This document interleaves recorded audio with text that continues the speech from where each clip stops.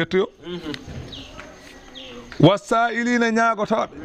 garɗo e mane ñaago ko miskina Allah min de ala ko ñaami hande gala ko goppumi ɗon aɗa jogui rokkum rasulu sallallahu alayhi wa sallam wi uɗu sa'ila walaw jaala farasin nelaɗo Allah wi so neɗɗo ari e mane ñaago ene waɗɗi puccu an hay babba ala rokkumo ala hay babba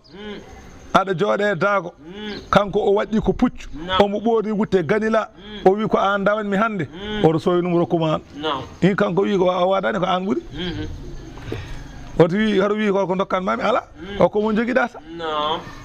waɗi koye puccu an ala babba an kam a wawi kodem puccu kono ƴeew ko woni e poche ma fof dokkamo ya so yeewi watte poche ma wona faɗil ko say neɗɗo dogni oro mum ha nder galle ma ari ko ñagadema an ay babba ala wi kadi ñagadema oto soynumo de wottima buna ɗum gottotonoɗa so fayade aɗa jogui temedde ɗiɗi hokkumo so yeewi watte poche ma ɗum wonta gasoil min wol mbiɗi arni